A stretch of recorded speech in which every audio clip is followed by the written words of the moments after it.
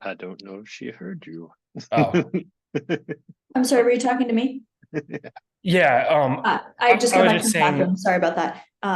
if you want We're to introducing introduce ourselves? yourself real quick, Yes. where you're calling from and uh, why Yeah. or what you do with R. Sure. So my name is Kaya. I'm a third year PhD student at UCLA. I study ecology and evolution. And I've been using R for a while, probably like 9 years now, but I'm much newer to R packages. So I've made a couple really small internal ones that were probably not fully, documented and developed. And then recently I've made a slightly more general, slightly more complicated package for the current research project that I'm working on to be shared among my team members. It's not general enough to be put on CRAN, but it was meant for other people to use. So I'm sort of like in this weird halfway space, and I'm hoping that reading through this book in a really intentional way will help me get better at packages and sort of highlight for me some things that I could have done better with my current one or could improve. But yeah, really excited to learn from you all. Awesome, thank you. Happy to have you. Yeah. With that, yeah, I guess we can get started. On Hell, if you want to. Okay, I will restart. Hello, we are going to introduce the chapter, the whole game. So we are going to create a toy package to point the big picture and suggest a workflow for developing packages. Also, we are going to understand the process of develop, document, and test a function. Describe the process on start and experiment with packages, functions, and show how to share our package on GitHub. So when we see a package, we see these features: functions to address specific needs, also version control and an open development process, maybe using Git and GitHub, also sometimes GitLab. Establish workflows for document the functions, document the package as a whole, like btash, markdown files, like the README that we see in the GitHub pages, the news markdown also for explaining development changes between version and version, and package websites. We have all the things of the package. And also we can see test workflows using maybe the test.package or the Shiny test or any other test development package. So let's create our regist side package. So the first thing we need to do is to install DevTools and validate which version we have. The latest one is 2.4.5. If I go to my 1 hour session here, yeah, I have that one. So we can continue the process. Then they recommend to use this to create the folder.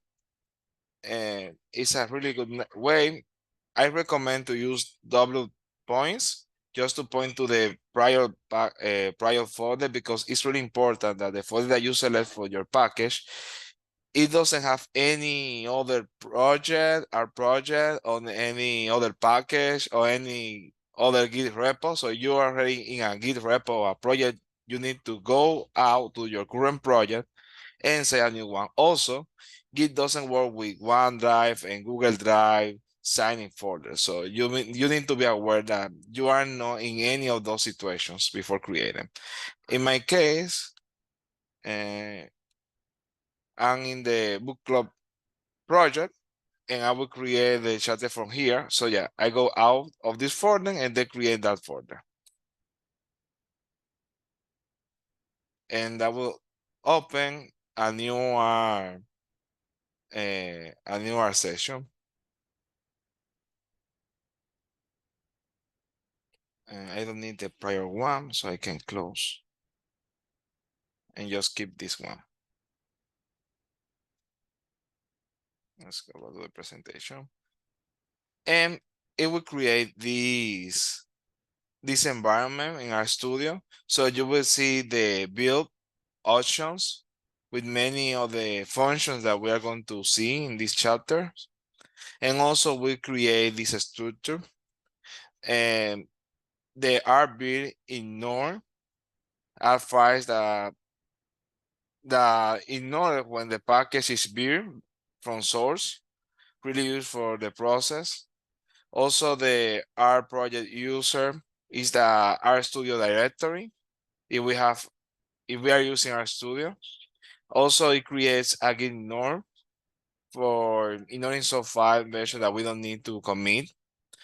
Also create the first description file with metadata of our package, the namespace that declare function that export, and external function to import from other package. That's also really important in the process, but we don't need to change it by hand. It will create the R folder where we are going to store all our .r files with our functions, and also we create a RStudio project with our preferences. And that's basically the structure that we see here. And also we can see the build menu right here.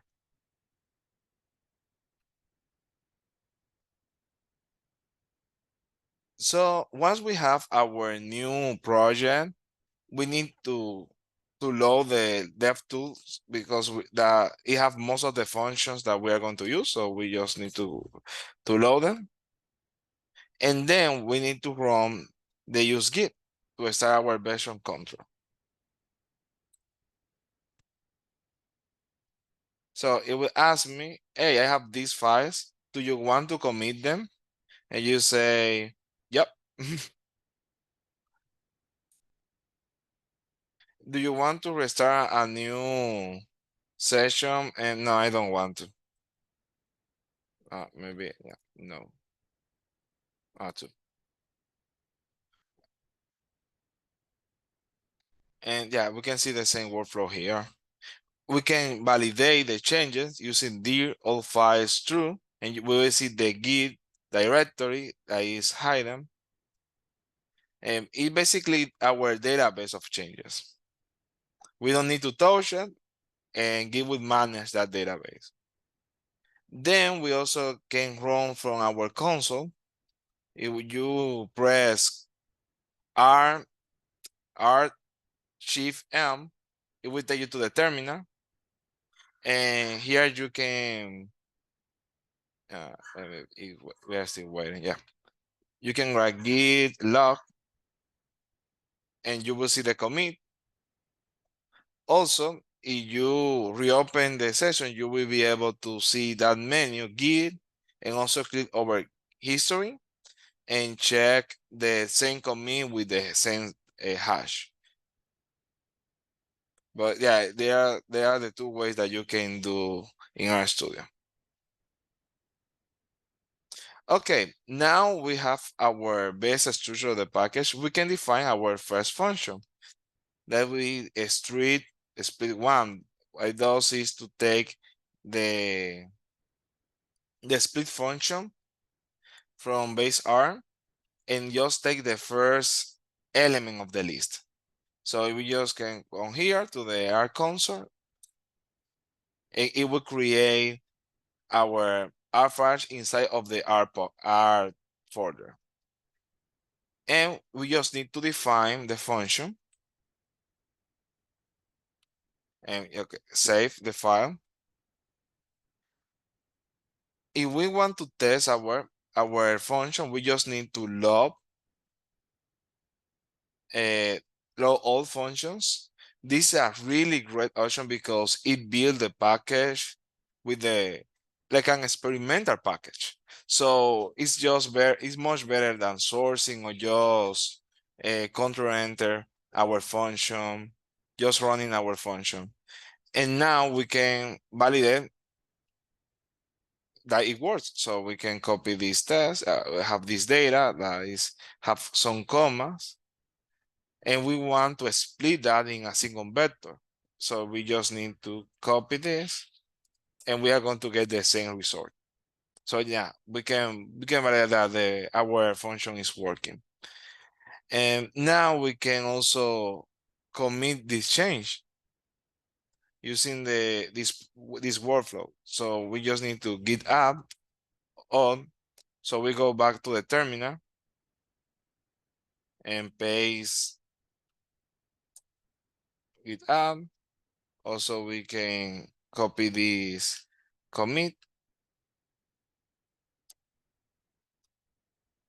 And we also can use git diff to check the difference.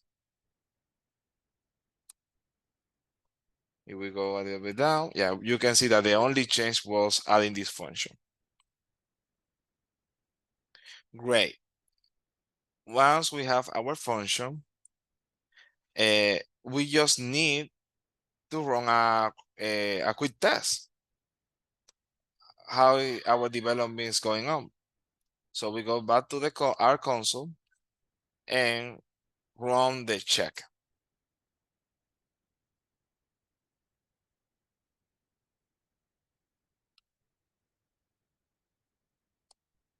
So the result of the check will be this. It will ask me, hey, you need to add a license. So, but before we add the license, we also need to date the description file because it's a really important one. It will explain to our users what's the purpose of this package. So we just need to edit 3 components of the description. We go here to the description and open it. We have the package name, also a title, and we can copy this title. Yeah, we have the title, and also we can change the name to our names.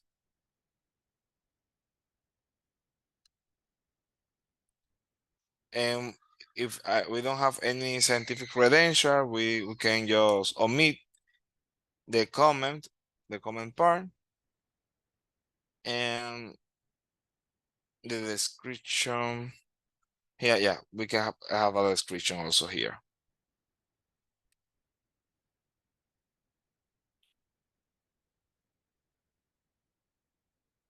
Great. Now we can save. And now we can run use mid license of any other license. It's really important to add a license because any experimented developer won't touch any unlicensed code because they have no legal right to use it. It's like if you don't define any license, they will be afraid that you maybe later you add the license with some problem with the permission or commercial use. So you need to make sure that you can use this code for free without any problem. And yeah, we can use it, and you will see that it checks the description. So it have me right now. It will add the markdown file with the license. We can see it right here. And also it will add the lines and markdown to our built-in. So yeah, it makes a lot of things for us. So there is no excuse to add any license. Now we want to document our function. We want to see the description we see for any base R function, like for example mean. We go and we have a description, the arguments, explanation, and yeah, we can DevTools have also options to help us with that. So we go to the source file, select the function that we already have here, and we go here to code and insert Roger the skeleton. Yeah, when we have our skeleton, we can edit it in the way that we need. I will copy from here just for saving time. But yeah, it's really easy once you have the skeleton. It's no latex, it's specific a specific syntax, but yeah, with this example, it's really easy to get it. So the first line would be the title of the function. Then the second line will be the description. Then you will have the parents that you need to explain what they are. That you will have the return and also the tag export. If this just an internal function, you don't need to document that function. You just need to document external functions. This is a function that when someone load your package, we'll see. But you also can create internal function for some pre-processing steps. And also you can add one example right here.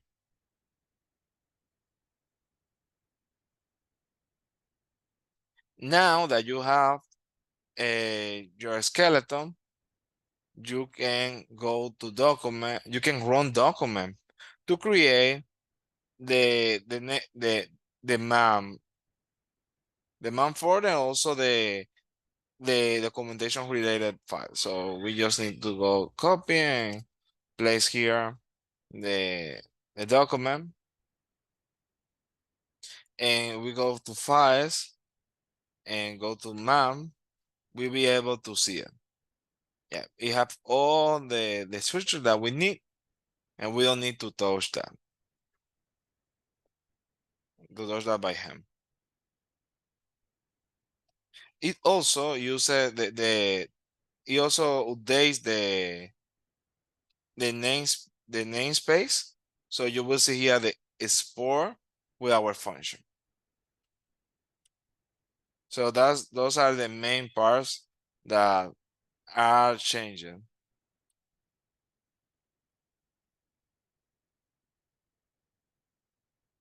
So yeah, I can see here at Log4j where is the good place to run library and use this when you start the working the package time. Okay, basically the first question is just after you have your new project with your name package. That's when you need to load the DevTool package. Right, I guess I was wondering if there's a way to have that automatically run when you open up the package to work on it each time, so you don't have to remember to do it. Our No, because profile. Our profile, so is the our profile, I've never really understood how to use that. It is code that runs when R starts. And it's specific to each project, or is it general to your entire user account? I set it up to be general. Okay. And the idea, like there's a whole other book about this kind of stuff, the rstats.wtf. But the rule is only put things in your R profile that don't matter if other people don't have them. So things like having used this library, if someone else doesn't have that, it's not going to break your code. Like you're not, I mean, you shouldn't be calling the use this code in your functions is the idea. You'd be calling it at your console. Right. And then use this has functions for dealing with this kind of thing. So you can do like use this, use this, and it'll set that up, or use DevTools. And it sets that up in your R profile. But can you make it project specific? Because that's what You can. I want to do is do it only for my packages projects. The reason I don't is then you have to copy that file to like every package. But you can do that. You can have a .r profile in the package or in the project, and technically you can have that file call your main one, and so you could have it. You could have one that you use for everything, and then one that you use package specific. Gotcha. Okay. So yeah. Thanks for the WTF pointer. I've seen that book before, but it's been a while, so good reminder. Yeah, very useful. John, I had another thought, and I don't know if this is advised or should be advised, but if you had DevTools and use this as imports of the package? Could you like load the package and then those would be available? If you imported all of them, you could, but I wouldn't do that almost ever. Okay. Like most of the time you wouldn't want your code to depend on like all of use this and DevTools. Those are tools for you while you're developing the package, not for the user who's using the package. So I would put them in our profile for that reason. Gotcha. That makes sense. The asterisk on that is I do actually have a package for myself called and this, because it's use this and this, where I extended and use this. And I think that might import use this. I can't remember how I have it set up. So Okay. Thanks. Great. So I will continue. Yeah, but the R profile, yeah, it's the same that R Ben uses. So okay, when we have our documentation, we can validate it using the same syntax we used to check the documentation for our functions, and we can see it have the same structure, also the examples that we added here. And we also can run check again to validate that all is running good.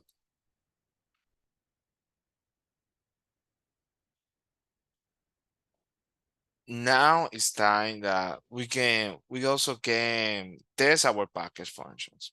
So we can call use test that to set out the framework. It would add that it would change the description. It also will create the test and test that directory. And also we add the script test that to start test that every time we run a check or a test function. So yeah, all is going good. And now we can use, yeah, and we can see now our test folder, the test that function, and now we can run the use test for our specific function. And basically it is created. Now we can change our test to customize for our particular case. So basically, if we add this value, we expect to return this other value. And that's the only validation we are going to add right now. Once we have added our test, we can run test, the test function. And yeah, we have already a report right here. Yeah, it passed the test.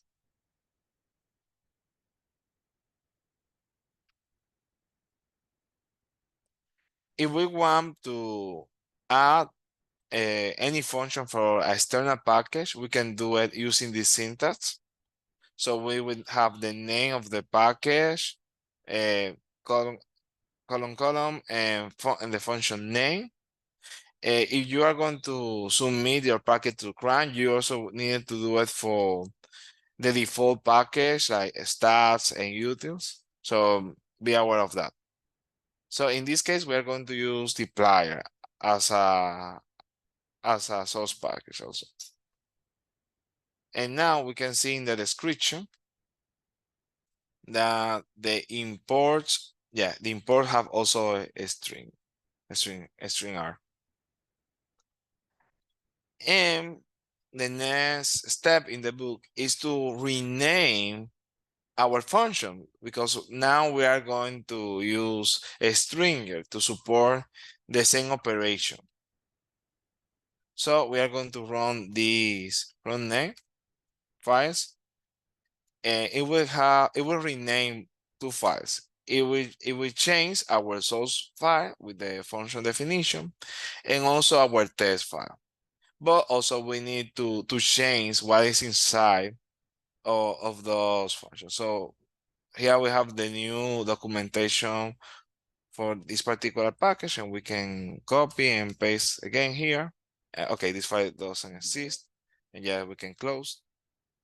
And also the won't, yeah, it will have the same error because they doesn't exist anymore. So we can go to our R folder, and also no, change the whole function because yeah, it changed the documentation, also the definition. Now we can copy right here.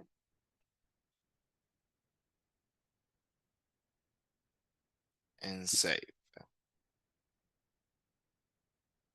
And now we have saved here. We can go also to the test R folder and copy the new test because we have new functionalities.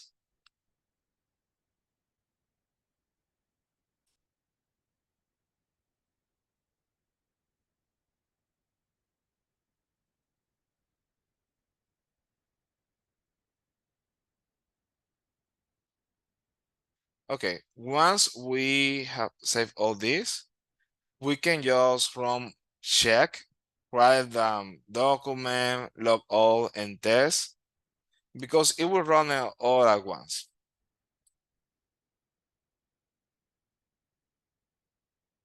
So it will write the documentation. It will be the package. Yeah, it changed the namespace document to the new function name. And we also run the test.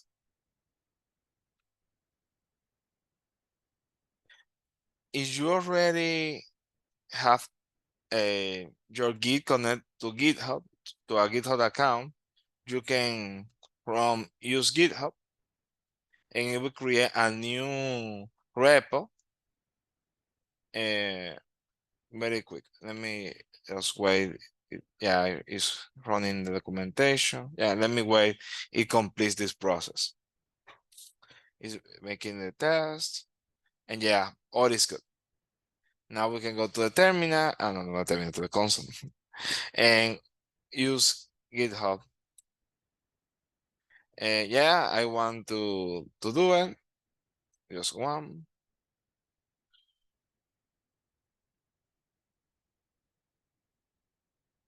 And yeah, it have some changes to commit. And yeah, we want to commit them.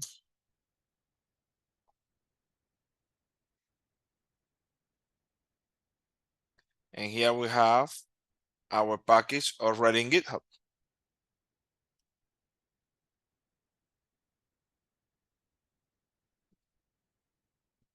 Now we need to a README file.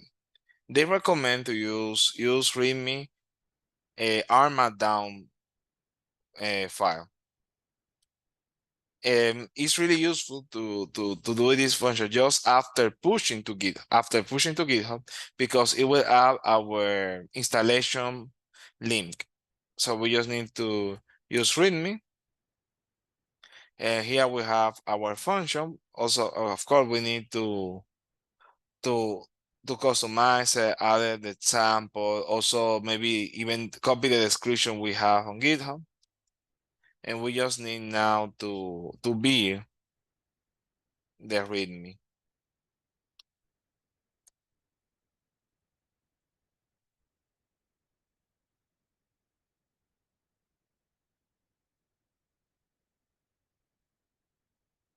If we go to the, you will see the README file right here. So now we can commit our changes.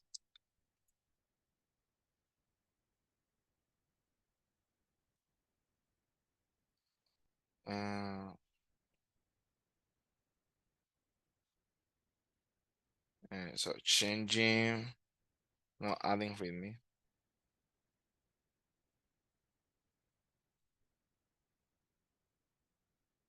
We can push to the master, git push origin master.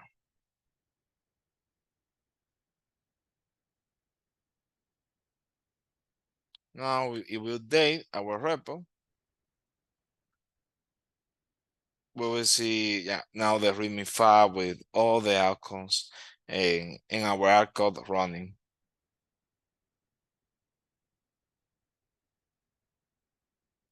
Okay, they suggest to also make the last check.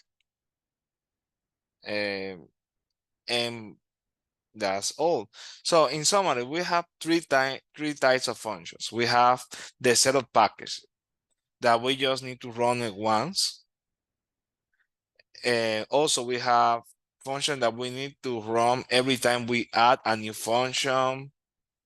And also validation function that we are going to use every time we make a change in maybe documentation, maybe in the test, maybe, or we want to share the whole package. Let me see, you have any question? I think we can hit a stop.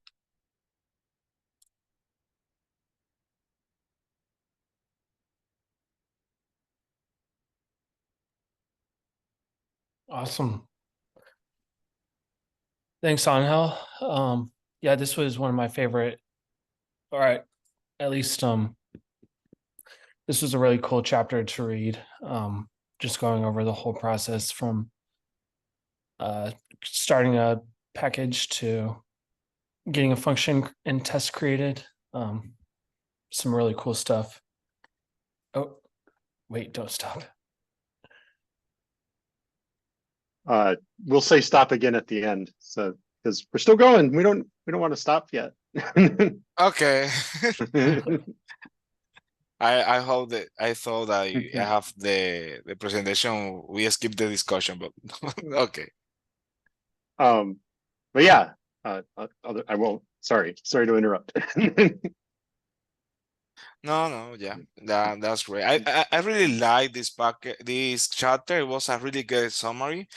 It's incredible that we can create a simple package just in 30 minutes. Yeah, With this tool. Hadley had the talk at Posit Camp, which Jenny was supposed to give, and then Hadley had to fill in for her. And he had a lot of praise for this chapter because this was something that Jenny added in the second edition, and it added a lot to the book because you see everything and you know what you're getting into before you really dive into the book. So I like it a lot. Yeah, I really wish this had been here when I first started reading this book a couple of years ago. Because I built an entire package without ever using use this. I'd be curious to talk to people about their experiences using use this, because at the moment it feels a little like I have to learn a new like shortcut. I have to learn some language in order for it to be useful, and I'm worried it's a crutch and maybe I should just stay using the old functions, but I can also see how useful it is. But then also, like, I didn't come to testing until literally 2 years in, and was really scared of it and had to sort of learn why, I had 25 functions and they were complicated, and it would have been nice if I had learned the concept of unit testing when I had 2 functions that were simple. So I think this is fabulous. To me, the most impressive function was log all, because I created my package without that function. I was, oh my God, how I test what I'm doing. It's like I was having 2 hour session, one with the functions running and other with the package. And yeah, Control-Shift-L specifically for load all. A couple of different things. I'm trying to think if this is in the book anywhere. I'll have to check, but Control-Shift-T will run all of your tests, or Command-Shift-T, and Control-T will test the current file. And then I think by default, Control-Shift-R does a coverage check. So which functions are covered by tests, and it gives you a report on that. And they advise setting up Control-R to be coverage check for just this file, because that way it mirrors that Control-R and Control-T are one file, Control-Shift-R, Control-Shift-T are all the files. And we'll probably see that in chapter 2. If not, I will bring it up then. But having that workflow of just constantly Control-T, Control-R. It's because the Control-R like highlights lines in your code that don't have tests. And so you can get that highlighting and then go, okay, I'll add a test for that thing. And then run Control-T again, make sure the test passed, run Control-R again and see what's left that isn't covered. So if you have those functions that, you know, have giant complicated functions and you don't have any tests, you can add the test one at a time and see what is and isn't covered. Now it's not foolproof because you can test a line of code without really testing it. Like that line gets called, but maybe you don't hit a common case or things like that. But it helps for sure. And so I assume we'll see a lot of that coming up. I remember a bug that I have with a round date for Lowry Day. It didn't have the test for both sides of rounding. So yeah, it was rounding up, but not rounding down. And I needed for rounding down. So when many people ask for that and in the GitHub issue. So yeah, if your function have both parts, we need to test both, both sides. Yes. Oh, I'm trying to reply. It's Alt Control Shift R. Okay. And the Control-R one is dependent on technically it's cover, which is wrapped in DevTools. And so you know, like I said, I'm pretty sure we'll cover it next week. If not, I'll have that ready of how to set that up, because that was one of the first things I took. They did the package masterclass at PositConf, and I attended that with Hadley and Jenny teaching it. It was very awesome. And that was one of the first things they walked us through, is getting that going so that you can constantly do that check. He also talks about it in Mastering Shiny, so I assume we'll have it here. Yes. Yeah, speaking of next week, I'll go and share my screen. Yeah. We can continue the discussion. Oh no, where is it? Yeah, so next week, this is the sign up sheet if you haven't seen it already. But basically all the weeks up ahead, and then you can volunteer to lead the discussion on the chapter or multiple chapters. So we do have an opening for next week. John, I don't know if you were hinting that you would lead next week's discussion, but it is open. I wasn't, but yeah, I can take it. Okay, thank you. Yeah, and then I hadn't thought about it, but it probably is actually a good one for someone who has worked on a lot more packages. I think I do add a lot to that. That I mean, again, I don't know what they have in the book anymore, so that'll be good to see. Maybe there will be something I've missed. And the Google Sheet link is that. It's also pinned in the channel under volunteer to present. awesome. But yeah, okay, I'll take that next week. Chapters 2 and 3, unless I dive into them and they are too much. Yeah, cool. Yeah, so it looks like we're good for the next couple weeks, but if you want to sign up for any of the opening available spots, feel free to do so. And yeah, I think we talked about it a little bit last week, but just to reiterate, don't feel like you have to know it in order to sign up for it. Like I'm taking it this one next week, but really the best way, the best is when someone doesn't know the material and you therefore read the book deeply in order to do the presentation, and you learn the material really well. So I highly recommend signing up. If you see something that you wish you knew, those are the best ones to sign up for. What are the colors? Sorry, I skipped last week, but orange and yellow. It's just if it's getting kind of close and it's Oh, okay. empty, it's orange. If it's just empty but it's further out, it's yellow.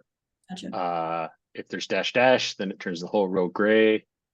And if it's signed in, it's green, obviously. And Mhm.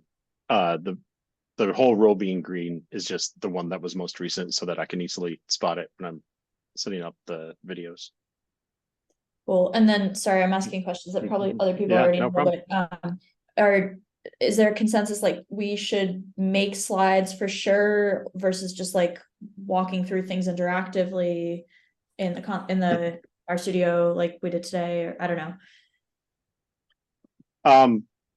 I am a fan of canning your live demonstrations, and I know that there are a lot of people who disagree with that, but it's annoying to sit through a presentation when something is weirdly wrong that you weren't expecting. And so, get screenshots and get them prepared and put everything together ahead of time is my vote. Now, a lot of people disagree with that. And so I'm not going to be a dictator about it or anything. The other side of it is if you use the slides, we're cohort 6. And so there are slides for most of the chapters. They're not always good or, perfect. But they're a start. So I think, so it says, oh, actually, yeah, I think I filled these in, and yeah, some of the chapters don't have slides. Yeah, I did update that. That's right. So like the data chapter does not already have slides because it wasn't a separate chapter, I don't think, when the last cohort went through it. It was really funny. Cohort 5 was actually reading the single testing chapter. The day of the presentation, that chapter split into 3 chapters. And so, they weren't able to catch up and get the notes updated. But yeah, so I don't know. I recommend the slides. It's not perfect because it's like this in between slide book format, but I think it helps.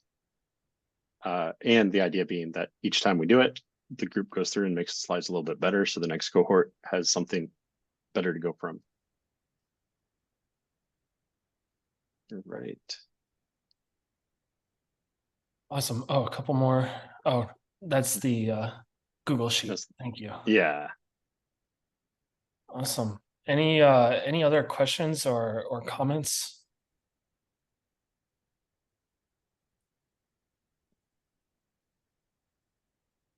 Awesome. Yeah, thank you, Angel, for presenting. And thank you for everyone for showing up. Okay, now we can stop.